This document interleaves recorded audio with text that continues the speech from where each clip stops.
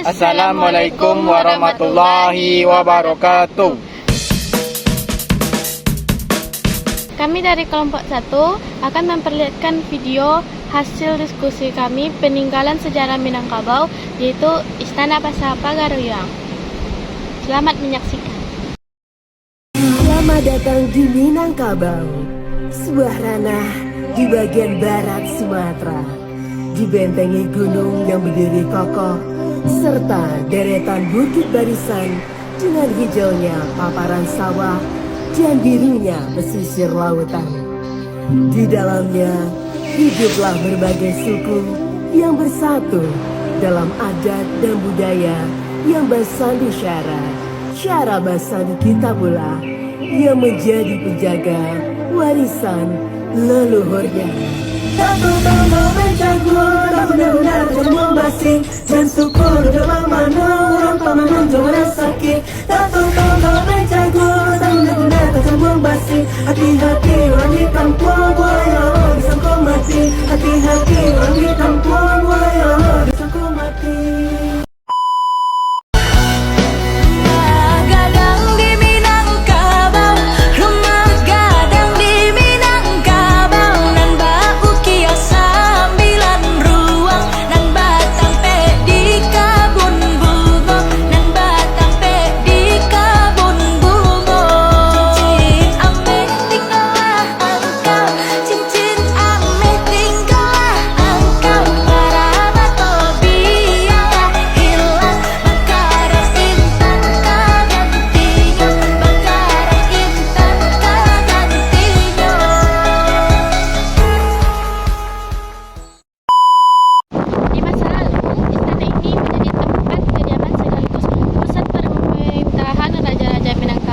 Di Kerajaan Pagaruyung.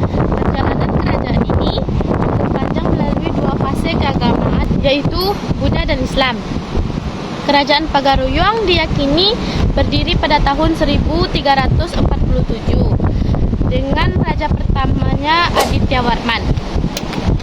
Indonesia pada tahun 2020 dalam jurnal Makna Spiritual di Bali, bangunan rumah gadang Istana Basa Pagaruyung menyebutkan pemerintahan Adityawarman menggunakan organisasi pemerintahan Majapahit. Juga mengadopsi pola wilayah rantau, yaitu kerajaan yang dipimpin raja kecil sebagai maharaja dan di wilayah yang dipimpin penghulu. Pengalihan agama kerajaan dari Buddha ke Islam terjadi pada tahun 1409. Hal itu ditandai dengan seorang raja Pagaruyung yang memutuskan memeluk Islam dan mengubah namanya menjadi Sultan Ali. Istana Basa Pagaruyung awal mulanya di Bukit Batu Patah dan terbakar pada saat Perang Fedri pada tahun 1804. Istana baru sempat dibangun kembali tetapi terbakar kembali pada tahun 1966. Tanggal 1 November 1975 disepakatilah sebuah perjanjian pembangunan replika Istana Pagaruyung. Istana ini tidak dibangun pada situs aslinya tetapi berpindah lebih selatan dari situs aslinya. Pembangunan dimulai pada 27 Desember 1976 dengan upacara penanaman tongkat tuo dan baru selesai pada keseluruhan tahun 1985. Istana Pagaruyung adalah bangunan berupa rumah gadang. Bahasa nama istana ini berarti yaitu besar selingkar rumah gadang. Istana Basa Pagaruyung yang ada saat ini memiliki 3 lantai, yaitu terdiri dari 72 tonggak, 11 goncong atap. Bangunan ini memiliki ciri-ciri khas khusus yang berbeda dari rumah gadang lainnya.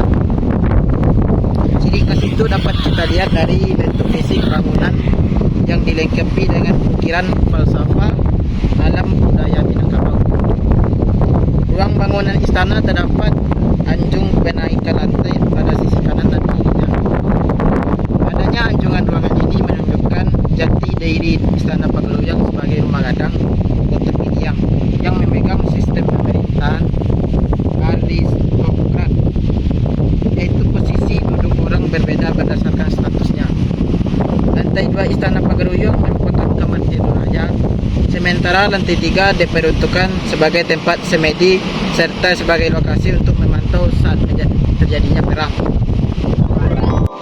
Museum Istana Bahasa Pagaruyung menyimpan berbagai koleksi barang antik yang mencerminkan sejarah dan budaya Minangkabau. Beberapa koleksi penting yang ada antara lain tapak batu kuno ditemukan di lereng Gunung Merapi Periangan. Tapak ini berasal dari awal abad Masehi. Bendera lilipan, bendera kerajaan dari abad ke-12 yang digunakan dalam upacara adat terbuat dari kain berwarna-warni. Alat musik tradisional yang termasuk talempong, canang, dan gong. Beberapa diantaranya berhasil diselamatkan dari kebakaran yang melanda istana pada tahun 2007. Peralatan rumah tangga dari keramik Eropa dan artefak tembaga seperti carano, tulang dari Kuningan untuk makan bajamba, guci, piring, teko, dan pot bunga yang berasal dari abad ke-18. Senjata tradisional, koleksi garis, tombak, dan meriam, termasuk garis geliga, tungga, alam, dan garis kampung. Ganjo, era, dan senapan peninggalan pasukan Belanda.